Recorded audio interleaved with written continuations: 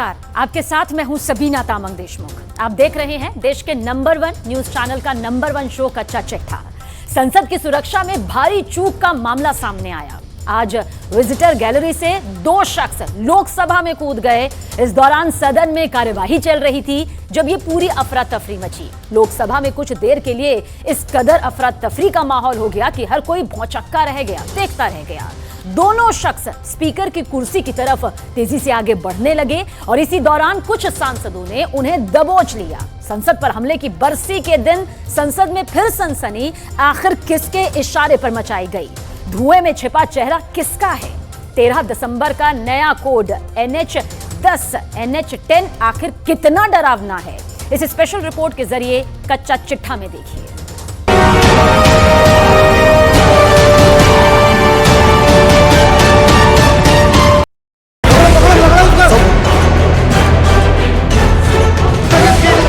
सभा की कार्यवाही 2 बजे तक स्थगित की। उसने फिर वो जूता खोलने की कोशिश की। सदन के अंदर हमारे सारे MP जितने साथी हैं वो पकड़ लिए दोनों को। अचानक गैलरी के अंदर से 2 आदमी कूद आए। वो दोनों लोग पकड़ लिए गए हैं। उनकी सारी सामग्री को जब्त कर लिया गया। Camera on. लोकसभा में धड़ाम, खौफ से भरी ये छलांग,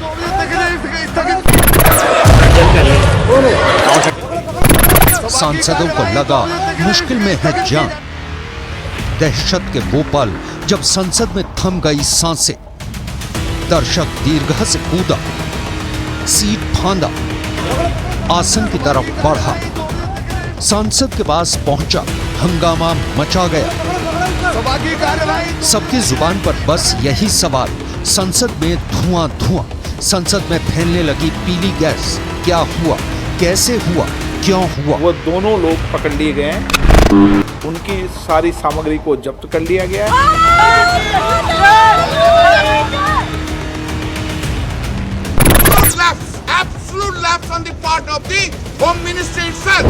उसने फिर वो जूता खोलने की कोशिश की। उसमें से कुछ निकाला, एक ने वो पिट करके वो धुआं निकल रहा था। बहुत बड़ा सिक्योरिटी चौक है क्योंकि जब से ये नया पार्लियामेंट बना है इसका ये प्रॉब्लम आ रहा है। इतना बड़ा सिक्योरिटी लैप्स हुआ है आज। जूते में तो कोई छोटा बम भी ला सकता है। तो हम लोगों ने पकड़ के उसकी पिटाई भी की, फिर सिक्योरिटी वाले भी आ गए। 0 आवर के दौरान संसद की सुरक्षा में सेंध लग गई। संसद की कार्यवाही 4 से 5 मिनट में खत्म होने वाली थी। लंच होने वाला था, तभी वहां मौजूद एक सांसद की सीट के पास धड़ाम की आवाज आई। मौजूद सांसदों ने पलट कर देखा और जो कुछ नजर आया उससे पूरे संसद में अफरा तफरी मच गई। संसद में आज कुछ ऐसा हुआ कि हर कोई वहां मौजूद था वो चौंक गया। सांसद मुर्मू जो कि बीजेपी से पश्चिम बंगाल से हैं, वह अपना वक्तव्य दे रहे थे और स्पीकर की चेयर पे थे राजेंद्र अग्रवाल मेरठ से सांसद। अचानक पीछे से कुछ गिरने की आवाज आई और जैसे ही ये हुआ, हर कोई जो वहां मौजूद था लोकसभा में वह चौंक गया। 2 लोग दर्शक दीर्घा से अचानक कूदकर सांसदों के बीच पहुंच गए। कोई कुछ समझ पाता तब तक वो एक बेंच से दूसरी बेंच पर कूदने लगे। युवकों ने जूते में स्प्रे टाइप का कुछ छिपाया हुआ था, वो सदन की बेंच पर उछल कूद करने लगा और इस दौरान सदन में पीली गैस फैलने लगी। पूरे सदन में अफरा तफरी फैल गई। सांसदों ने पकड़ो पकड़ो चिल्लाकर युवक को घेरना शुरू कर दिया और जैसे ही सांसद युवक के नजदीक पहुंचे तो उसने अपना जूता निकाल लिया और जूते से कुछ निकाला और धुआं फैल गया। तभी बीएसपी के सांसद मलूक नागर उस युवक की तरफ आगे बढ़े और उसे दबोच लिया, जिसके बाद सांसदों ने उसे पकड़ा और सुरक्षा कर्मियों के हवाले कर दिया। ऊपर से कूदा तो बिल्कुल साफ लग गया कि इंटेंशन खराब है इन लोगों की।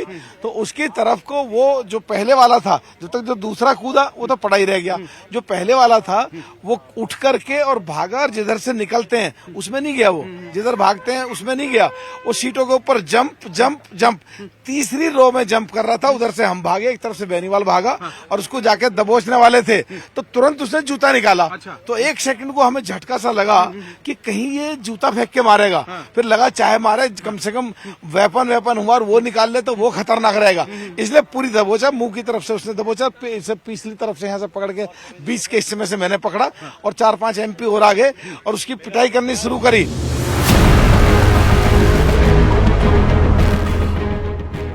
लोकसभा के अंदर जो हुआ उसे देखकर वहां मौजूद सभी सांसद सहम से गए।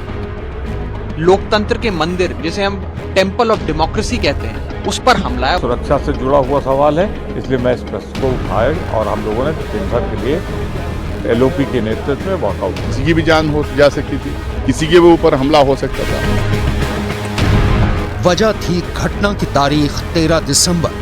22 साल पहले 13 दिसंबर 2001 पुरानी संसद की इमारत में 5 आतंकियों ने हमला किया था। इसमें दिल्ली पुलिस के 5 जवान समेत 9 लोगों की मौत हुई थी। लोकसभा में मौजूद सांसदों के जहन में एक बार भी वैसा ही खौफ पसर गया, क्योंकि दोनों युवकों के ऐसा करने का क्या मकसद था, ये शुरू में किसी को नहीं पता था। वो धमाका कर सकते थे, लोकसभा के अंदर अनहोनी हो सकती थी। लोकसभा के अंदर हुई ये वारदात कई सवाल खड़े करती है। संसद में अनजान लोग कैसे घुस गए? संसद जैसी फुलप्रूफ जगह पर ये स्मोक क्रैकर के साथ कैसे पहुंचे? आखिर संसद की सुरक्षा में लगे सुरक्षाकर्मी इन्हें क्यों नहीं रोक पाए? आरोपी युवक को सदन के बाहर ले जाया जा रहा था और उस वक्त उसके जूते से पीला धुआं निकल रहा था और आसपास पीली गैस फैल रही थी। अलग अलग रंग की जो गैस है बरामद हुई है जांच एजेंसियों को, वो कौन सी गैस थी, उसका कंपोजिशन क्या था और मकसद क्या था आखिरकार इस्तेमाल करने वालों का, इसकी विस्तृत जांच सभी एजेंसियां कर रही हैं। सभी लोगों ने जिस तरीके से मुस्तैदी के साथ घटना घटित करने वाले लोगों को पकड़ा और निर्दयता के साथ, मैंने खुद ने भी देखा, निर्दयता के साथ वह उनको दबोचा, मैं उन सबको बधाई देता हूं। ये घटना गंभीर भी चिंता है, इसलिए हम इस घटना की उच्च स्तरीय जांच करा रहे हैं। दर्शक दीर्घा से कूदने वाले शख्स का नाम सागर शर्मा है, दूसरे शख्स का नाम मनोरंजन बताया जा रहा है। दोनों विजिटर पास के साथ दर्शक दीर्घा में पहुंचे थे। आप लोगों को कुछ मालूम है कि सागर कब कहाँ गए, घर पे क्या बता के गए हैं? मुझे तो बस यही पता था, वो जब मम्मी से बता रहा था तब धरना प्रदर्शन के लिए जा रहा है वो दिल्ली, उसने यही बताया था बस, बाकी मुझे तो नहीं कुछ पता। आप लोग परिवार में कितने लोग हैं और भैया जो सागर है वो क्या करते हैं? आप माता पिता आपके क्या करते हैं? पापा कारपेंटर है और मम्मी तो घर में रहते हैं हाउस वाइफ, और भाई ई रिक्शा चलाता है। जिस वक्त लोकसभा के अंदर अफरा तफरी मची थी, ठीक उसी वक्त संसद के बाहर भी कुछ वैसी ही तस्वीर दिख रही थी। संसद के बाहर नीलम और अमोल शिंदे नाम के 2 शख्स भी नारेबाजी कर रहे थे। दोनों ने नारेबाजी करते हुए स्मोक गन का इस्तेमाल किया, इससे भी पीली गैस निकली। जाहिर है कि संसद के भीतर दर्शक दीर्घा से कूदने वाले और संसद के बाहर प्रदर्शन करने वाले एक दूसरे के संपर्क में थे और वो पूरी प्लानिंग के तहत इसे अंजाम देने में लगे थे। पूरा सच जांच के बाद ही सामने आएगा। टीम, दिल्ली पुलिस की फॉरेंसिक टीम यहाँ पर पहुंची है और यहाँ पर ये जो महत्वपूर्ण एविडेंस है वो इकट्ठा कर रही है। ये मोबाइल फॉरेंसिक वैन है और जो विशेषज्ञ हैं वो यहाँ पर मौजूद हैं। न्यूज़ 18 इंडिया ने सबसे पहले वो विजुअल्स दिखाया था और इसके बाद अब ये फॉरेंसिक एक्सपर्ट्स यहाँ पर आए हैं। ये देखिए दिल्ली पुलिस की टीम इस जगह पर मौजूदा जगह पर यहाँ पर पहुंच चुकी है। न्यूज़ 18 इंडिया ने सबसे पहले इस स्पॉट को आइडेंटिफाई किया था और दर्शकों तक यह तस्वीर दिखाई थी और इसे जो टीम है, जो एक उनका मेथोडोलॉजी प्रोसीजर होता है अपना, वो अपना रहे हैं। चारों आरोपियों को पुलिस ने हिरासत में ले लिया है, चारों से पूछताछ चल रही है। इस बीच जो जानकारी सामने आई है उसके मुताबिक नीलम हरियाणा के हिसार की रहने वाली है, वहीं अमोल शिंदे महाराष्ट्र के लातूर से है। दोनों के घर पुलिस पहुंची, दोनों के परिवार वालों से पूछताछ हुई है। कोई बात नहीं चलाई और बेरोजगारी का उसका हिसाब था, बहुत मेरी लड़की तंग थी, जिसमें हमारा इतना जुगाड़ भी नहीं है, इतनी पढ़ाई लिखाई टूके कारण लिखाई पढ़ाई। शुरुआती जांच में पता चला है कि नीलम और अमोल बिना मोबाइल फोन के संसद परिसर में पहुंचे थे। वो अपने साथ ना तो कोई बैग लेकर आए थे और ना ही कोई आईडी प्रूफ। शुरुआती पूछताछ में दोनों ने बताया है कि वो अपने किसी संपर्क से संसद तक पहुंचे। संसद में कूदने वाले दोनों आरोपियों के पास मौजूद सभी सामानों को जब्त कर लिया गया है। शुरुआती जांच में पता चला है कि सागर मैसूर के सांसद प्रताप सिन्हा के गेस्ट के तौर पर आया था। सांसद प्रताप सिन्हा के नाम पर ही वो लोकसभा विजिटर पास पर आए थे। जांच में इस वारदात का गुड़गांव कनेक्शन सामने आया है। साथ ही साथ अब तक इस वारदात में कुल 6 आरोपियों के नाम सामने आए हैं। उस घर का पता भी सामने आया है जहां सभी आरोपी रुके हुए थे। आरोपी नंबर 1 सागर शर्मा, आरोपी नंबर 2 मनोरंजन। इन दोनों ने लोकसभा के अंदर स्मोक क्रैकर्स से हमले को अंजाम दिया है। आरोपी नंबर 3 नीलम, आरोपी नंबर 4 अमोल शिंदे। इन दोनों ने लोकसभा के बाहर स्मोक क्रैकर्स से हमले को अंजाम दिया है। आरोपी नंबर 5 के तौर पर ललित का नाम सामने आया है, जिसने संसद के बाहर नीलम और अमोल का वीडियो रिकॉर्ड किया। और आरोपी नंबर 6 है विक्रम शर्मा और विक्की शर्मा और विक्की जंगली। आरोप है कि सभी आरोपी विक्रम शर्मा के घर ही रुके थे। विक्रम के घर का पूरा पता मकान number 67 sector 7 extension housing board Gurugram है। जैसे कि बताया जा रहा है कि इस घर में आके उनके पास रुका है, ऑलरेडी डिटेन करा जा चुका है उनको, जो हमारे पास अभी तक सूचना प्राप्त हुई है। और संबंधित उनके खिलाफ जो कानूनी कार्रवाई करी जाएगी, उचित कार्रवाई उनके खिलाफ दिल्ली पुलिस अपने जो भी नियमानुसार करेगी। विक्रम शर्मा और विक्की और उसकी बीवी को दिल्ली पुलिस ने हिरासत में लिया है। विक्की शर्मा का आपराधिक रिकॉर्ड भी सामने आया है। 80 और 90 के दशक में फौजी गैंग का सक्रिय सदस्य रहा है विक्की और जंगली। विक्रम के पड़ोसियों ने उसके चाल चलन को लेकर कई सवाल उठाए हैं। संसद भवन के भीतर और बाहर जिस स्प्रे का इस्तेमाल किया गया, उसमें किसी केमिकल का इस्तेमाल किया गया था या फिर उसमें विस्फोटक का भी इस्तेमाल किया गया है। इसे लेकर शुरुआती जांच में जो बात सामने आई है, उसके मुताबिक ये एक कलर स्प्रे है जिसका इस्तेमाल आमतौर पर उत्सव के दौरान होता है। इसमें ना तो कोई जहरीली गैस थी और ना ही उसमें कोई विस्फोटक मिला है। पुलिस के मुताबिक संसद भवन के भीतर और बाहर जिस स्प्रे का इस्तेमाल किया गया, दोनों का कॉम्पोजिशन एक ही है, यानी दोनों की बनावट एक जैसी है। और गहराई से जांच के लिए स्प्रे के सैंपल को फॉरेंसिक टीम के पास भेजा गया है। साथ ही पुलिस टीम इसका भी पता लगा रही है कि संसद के अंदर स्प्रे फेंकने का आइडिया किसका था, कुल कितने स्प्रे मंगवाए गए थे, स्प्रे को संसद के अंदर तक कैसे सुरक्षा जांच से बचाया गया, कहीं इसमें घातक केमिकल मिलाने का प्लान तो नहीं था जिसे ऐन वक्त पर बदल दिया गया। फॉरेंसिक टीमें स्प्रे की जांच कर रही हैं ताकि पता लगाया जा सके कि वो किस तरह का स्प्रे था और संसद में लगे स्कैनिंग मशीनों से उसे कैसे बचाया गया।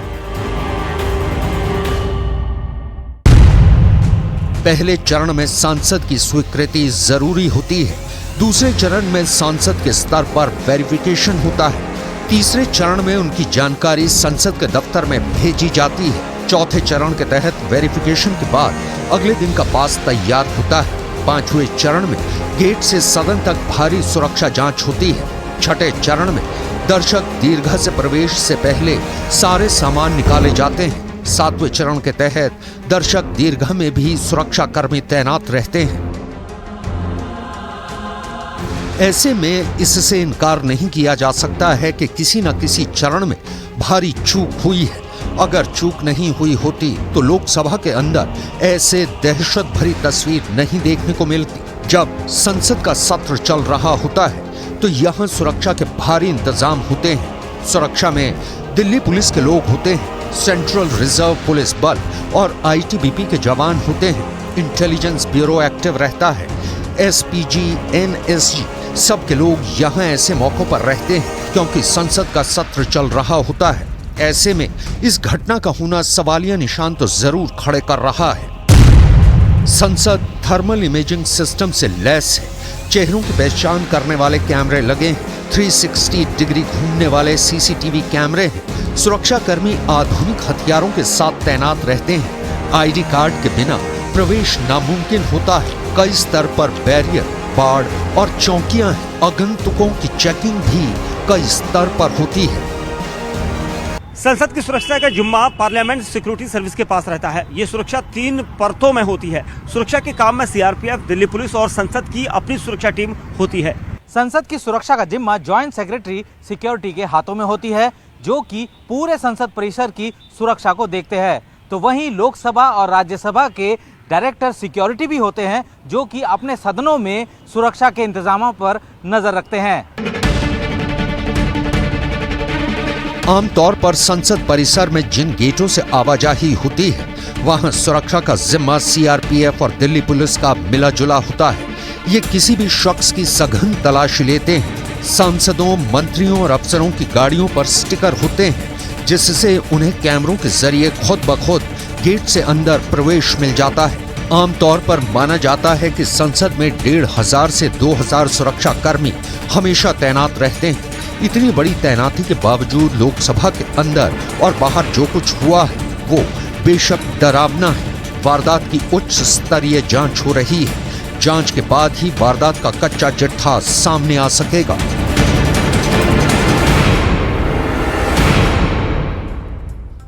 पाकिस्तान के तानाशाह जनरल जिया उल हक ने कहा था, ब्लीड इंडिया विद 1000 कट्स, यानी अगर भारत को हरा नहीं सकते तो भारत को 1000 घाव दो। लेकिन पाकिस्तान को अब अपने ही पापों का फल भुगतना पड़ रहा है। पाकिस्तान को 1000 से भी ज्यादा घाव लग चुके हैं और पाकिस्तान में खून लगातार बह रहा है।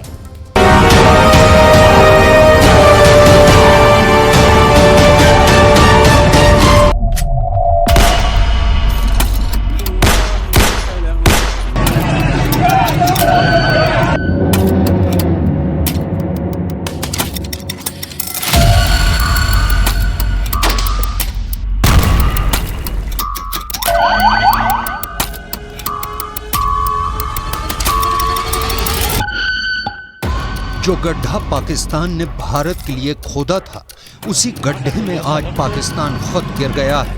पाकिस्तान पर साल 2023 का सबसे बड़ा आतंकवादी हमला हुआ है। ये इतना बड़ा आतंकवादी हमला था कि खुदकुश हमलावर ने ट्रक के अंदर 100 किलोग्राम बारूद भरा हुआ था और बारूद से भरा हुआ ये पूरा ट्रक देखते ही देखते आर्मी बेसमेंट से जाकर टकरा गया।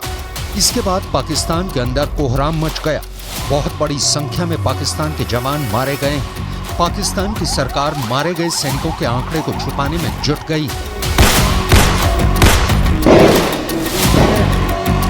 बिल्कुल ठीक वैसे ही जैसे 3 नवंबर को जब पाकिस्तान के अंदर पंजाब की मियांवाली में आतंकवादी हमला हुआ था, तब पाकिस्तान ने सच्चाई को छुपाते हुए एयरबेस पर हुए नुकसान को बहुत कम करके बताया था। लेकिन बाद में इंटरनेशनल रिपोर्ट से ये बात सामने आ गई थी कि पाकिस्तान की एयरफोर्स को कितना बड़ा नुकसान पहुंचा है। आखिर पाकिस्तान की सरकार मंगलवार को हुए आतंकवादी हमले की असलियत को छुपाने में क्यों जुट गई है? आखिर कैसे पाकिस्तान लगातार अपने हजारों सैनिकों को आतंकवादी हमले में खो रहा है? और क्या अफगानिस्तान की तालिबानी सरकार आतंकवादियों को अमेरिकी हथियार आतंकवादी हमले के लिए सप्लाई करवा रही है? आखिर तालिबानी आतंकियों को अमेरिका के हथियार कौन दे रहा है? वैसे भी दिसंबर का महीना पाकिस्तान के लिए मातम वाला होता है, क्योंकि 25 दिसंबर को ही बांग्लादेश आजाद हुआ था और पाकिस्तान टूट गया था। इसके अलावा दिसंबर ने इसलिए भी पाकिस्तान को बहुत दुखी कर दिया है क्योंकि इसी दिसंबर में भारत की सुप्रीम कोर्ट ने भी अनुच्छेद 370 को लेकर भारत सरकार के पक्ष में फैसला सुना दिया है। दिसंबर के महीने में ही कुछ और आंकड़े आए हैं जिसने पाकिस्तान के जख्मों को हरा कर दिया है। अगर महंगाई की बात करें तो पाकिस्तान में इस वक्त दुनिया में 8वें नंबर पर सबसे ज्यादा महंगाई है। वर्ल्ड ऑफ स्टैटिस्टिक्स नाम की एक एक्स अकाउंट के मुताबिक दुनिया में सबसे ज्यादा महंगाई वेनेजुएला में है 318%। दूसरे नंबर पर सबसे ज्यादा महंगाई लेबनान में है 215%। तीसरे नंबर पर अर्जेंटीना है जहां पर 143% महंगाई है। चौथे नंबर पर सीरिया है जहां पर 79% महंगाई है। 5वें नंबर पर तुर्की है जहां पर 62% महंगाई है। छठे नंबर पर ईरान है, जहां पर 39% महंगाई है। 7वें नंबर पर इजिप्ट है, जहां पर 35% महंगाई है। और 8वें नंबर पर पाकिस्तान है, जहां पर 29% महंगाई है। यानी पाकिस्तान पहले से ही बहुत ज्यादा बेहाल है और पाकिस्तान की सेना और पाकिस्तान की सरकार ने पाकिस्तानी मीडिया पर काफी दबाव बना के रखा है, जिसके चलते पाकिस्तानी मीडिया सेना की नाकामयाबी यानी सेना पर हुए आतंकवादी हमलों को वहां के न्यूज चैनल काफी कम कवरेज दे रहे हैं। और ये बात कोई और नहीं, खुद पाकिस्तान की पत्रकार आलिया बता रही है। पे तो खैर जोरों शोर से नहीं चल रही, बल्कि ये काफ़ी हद तक इसको दबाए रखा गया, लेकिन अब खबरें बाहर आ रही हैं। लेकिन इंटरनेशनल मीडिया इसको कैसे ले रहा है, जिसमें रॉयटर से लेकर अल जजीरा तक ये खबर है कि पाकिस्तान में डेरा इस्माइल खान के दराबिन के इलाके में एक दहशतगर्दी का बहुत बड़ा हमला हुआ है। पाकिस्तान में क्या हुआ, कैसे हुआ? पाकिस्तान के अंदर 100 किलो वजन वाले बारूद से भरी गाड़ी ने पूरे के पूरे आर्मी बेसमेंट को कैसे हिलाकर तबाह कर दिया, ये पूरी कहानी आपको बताने वाले हैं। ये पूरा मामला पाकिस्तान के नॉर्थ वजीरिस्तान इलाके के डेरा इस्माइल खान जिले का है, जहां पर दराबन नामक एक पुलिस थाने में पाकिस्तान की फौज ने अपना ऑपरेशनल बेसमेंट बना रखा था।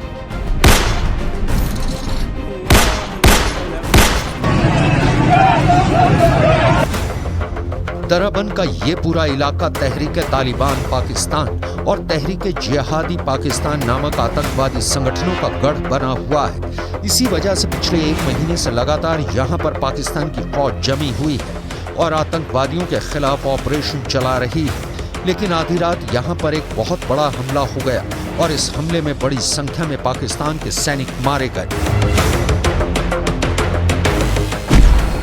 एक ट्रक के अंदर 100 किलोग्राम हाई ग्रेड यानी उच्च स्तरीय विस्फोटक भरा हुआ था और इस विस्फोटक से भरे हुए ट्रक ने आर्मी के बेसमेंट पर जाकर टक्कर मार दी। इस टक्कर में आर्मी बेसमेंट के 3 कमरे पूरी तरह से ढह गए। इन 3 कमरों के मलबे में दर्जनों पाकिस्तानी सैनिक दब गए।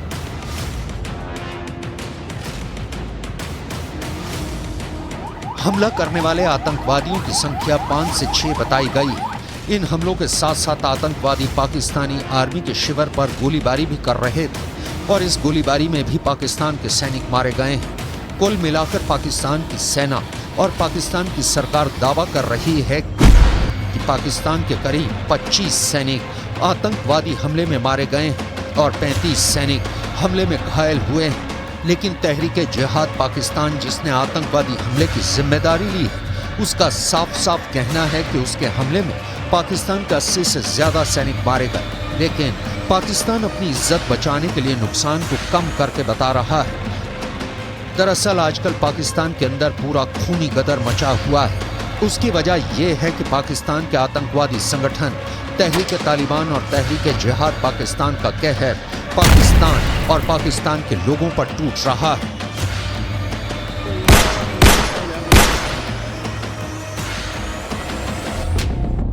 इसलिए पाकिस्तान की सेना यहां ऑपरेशन चला रही है और दराबन इलाके में ही पाकिस्तान की सेना ने 17 आतंकी सोमवार और मंगलवार को मारे थे, जिसका बदला तालिबान ने सुसाइड अटैक से लिया है।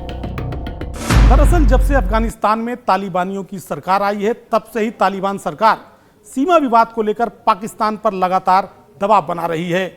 फाटा और पेशावर समेत कुछ इलाकों को लेकर तालिबान लड़ाकों का मानना है कि ये उनके इलाके हैं और ऐतिहासिक तौर पर भी ये इलाके पहले से उनके पास ही थे।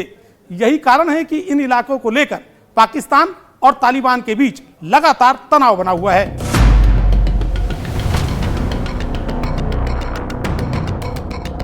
तहरीक जिहाद पाकिस्तान ने एक वीडियो भी जारी किया है और इस वीडियो में दावा किया गया है कि अमेरिका अफगानिस्तान के अंदर जो थर्मल स्कोपिक हथियार छोड़ गया था, उसी से पाकिस्तान के सैनिकों को मारा गया है। पाकिस्तान में ये वीडियो वायरल हो रहा है, लेकिन पाकिस्तान इसकी पुष्टि भी नहीं कर रहा है। दरअसल जब अमेरिका अफगानिस्तान से रवाना हुआ था, तो उसने भारी मात्रा में हथियार, बख्तरबंद गाड़ियां और कई सैन्य विमान भी अफगानिस्तान में ही छोड़ दिए थे। अब सवाल उठ रहा है कि अगर इस तरह की भारी भरकम साजो सामान और हथियारों के इस्तेमाल से आतंकवादी संगठन पाकिस्तान के खिलाफ हमला करते हैं तो इससे पाकिस्तान के अंदर तबाही मच सकती है। तहरीके जिहाद पाकिस्तान की स्थापना फरवरी 2023 में हुई है। ये आतंकवादी संगठन भी मूल रूप से तहरीके तालिबान पाकिस्तान आतंकवादी संगठन का ही एक हिस्सा माना जाता है। तहरीके जिहाद पाकिस्तान का मुख्य लक्ष्य पूरे पाकिस्तान में शरीयत लागू करना है। तहरीके जिहाद पाकिस्तान का नाम 3 नवंबर 2023 को भी पंजाब के मियांवाली एयरबेस पर हुए हमले में सामने आया था। उस वक्त पाकिस्तान की सेना ने दावा किया था कि पाकिस्तान के सिर्फ 3 विमानों को नुकसान पहुंचा है और उसके किसी भी सैनिक की मौत नहीं हुई है। लेकिन बाद में ब्रिटेन की एक संस्था London Kings college war study department की सदस्य आयशा सिद्दीका ने दावा किया कि पाकिस्तान को बहुत भारी नुकसान हुआ। पाकिस्तान के आतंकियों ने 3 नवंबर के हमले में 10 से ज्यादा पाकिस्तानी एयरक्राफ्ट उड़ा दिए थे और पाकिस्तान के 35 जवान भी मार दिए थे। लेकिन पाकिस्तान की सेना ने जनता के सामने अपनी नाकामी का सच छिपाने के लिए झूठ बोला और नुकसान को कम से कम करके बताया। फिलहाल स्थिति ये है कि पाकिस्तान और तालिबान के बीच अब तनाव और ज्यादा बढ़ चुका है। पाकिस्तान की सरकार अफगानिस्तान की तालिबान सरकार पर लगातार ये सवाल उठा रही है कि आखिर तहरीके जिहाद पाकिस्तान और तहरीके तालिबान पाकिस्तान जैसे आतंकवादी संगठन पाकिस्तान में आतंक मचाने के लिए अफगानिस्तान की जमीन का क्यों इस्तेमाल कर रहे हैं। इसके जवाब में अफगानिस्तान सरकार का कहना है कि ये दोनों आतंकवादी संगठन अफगानिस्तान की जमीन का प्रयोग बिल्कुल नहीं कर रहे हैं और पाकिस्तान सरकार को चाहिए कि वो इन दोनों आतंकवादी संगठनों से बातचीत करे।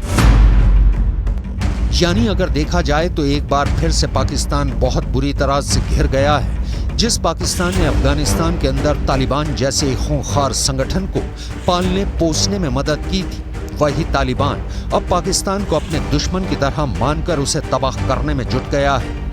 पाकिस्तान की सरकार और अफगानिस्तान की सरकार में मूल रूप से फर्क विचारधारा का है।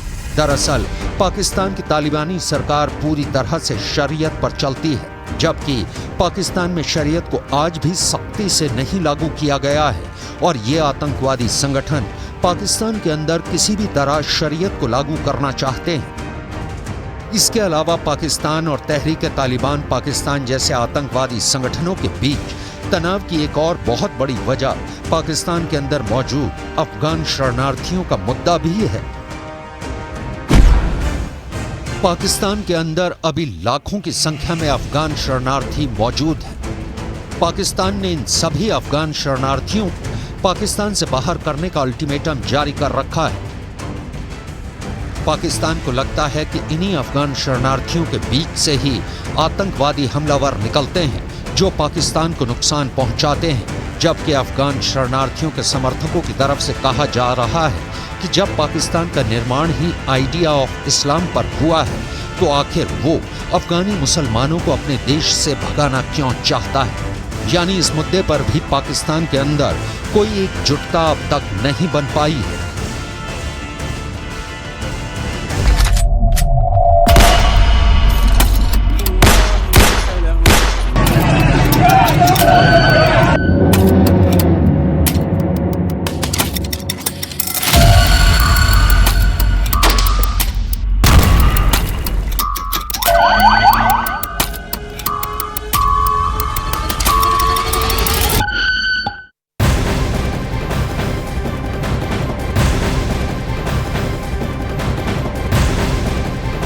देखिए, आज संसद पर हुए हमले की बरसी थी और आज संसद में जिस तरह से अफरा तफरी का माहौल 2 युवकों 2 आरोपियों की वजह से मचा, उसे लेकर बड़ी खबर आप तक पहुंचा दे कि गृह मंत्रालय अब इस पूरे मामले के बाबत जो है वो जांच पड़ताल करेगा। सुरक्षा व्यवस्था की बहुत गहनता गंभीरता के साथ यहां पर जांच की जाएगी, क्योंकि संसद सुरक्षा में ये बहुत ही बड़ी चूक हुई है।